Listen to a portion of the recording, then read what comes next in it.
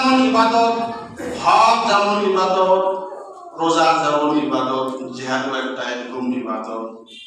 জিহাদ কি? সাহাবায়ে কেরাম রাদিয়াল্লাহু তাআলা আনহুম আজমাইন নবীজি মদিনায় যাওয়ার পরে সর্বপ্রথম বদরের জিহাদ সংগঠিত হয়। এই বদরের জিহাদে, বদর ময়দানের জিহাদে সাহাবায়ে কেরাম মুসলমানরা ছিল 313 জন, আর কাফির ছিল 1000। কি ছিল বলেন? 1000 ছিল।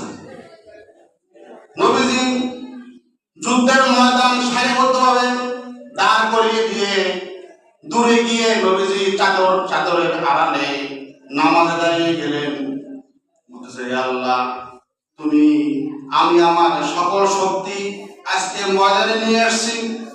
এই সাহাবীরা এরা না খাওয়া উপবাস, আমাদের কোনো অস্ত্র নাই, আমাদের মাত্র 6টা তরবারি আর কোনো ঘোড়া নাই, ওট নাই, আমাদের যুদ্ধের পোশাক আমাদের নাই, আমাদের মুসলমানের পেটে খাবার নাই, এরা বস্ত্রহীন, একটা কাপড় সবাই পরিধান করেছে, কাপড়ও নাই। হে আল্লাহ, তুমি তোমার দিনকে বিজয় দান করো, বিজয় করে নাও, আর আজকে বদরের সাহাবী তুমি বিজয় দান করো।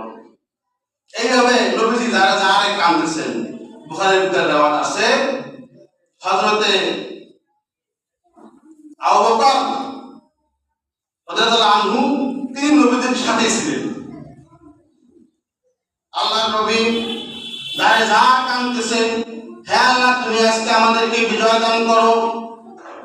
মুসলমানেরা কখনোই লোক বলের শক্তিতে, অস্ত্রের জোরে কখনো বিজয় লাভ করে নাই। মুসলমান বিজয় লাভ করেছে ঈমানের জোরে, আমলের বদৌলতে, দোয়ার মাধ্যমে, ঈমানের শক্তে, ঈমানের বলে বলিয়ান হয়ে ঈমান যত ভালো হবে, মুসলমান তত বেশি বিজয় লাভ করবে। আর ঈমানের মধ্যে গন্ডগোল, তখন মুসলমান বেশি সংখ্যক হওয়ার পরেও তারা পারবে না, মাইর খাইতেই থাকবে। মুসলমানদের বিজয় হবে, শর্ত হলো পাকাপোক্ত ঈমানওয়ালা হতে হবে, পরিপূর্ণ সৎ হতে হবে, সৎ একদম খালেস, 1 নম্বর পিওর হতে হবে, আমল 1 নম্বর পিওর আমল হতে হবে। পিওর আমলওয়ালারা বিজয় লাভ করবেন।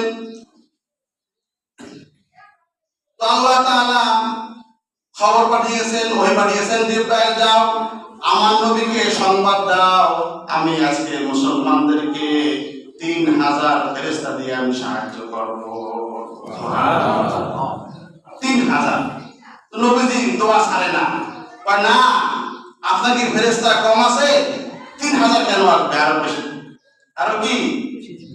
আল্লাহ পাক সূরা আয়াত নাযিল করলেন, হে নবী, আপনাকে আমি আজকে বদরের ময়দানে 5000 ফেরেশতা দিয়ে আমি সাহায্য করব। সুবহানাল্লাহ।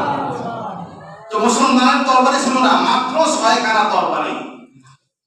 ইতিহাস লিখেছে কিতাবুল মাগাজি, বুখারীর মধ্যে এসেছে, কাফেররা 1000 সবার হাতে তরবারি।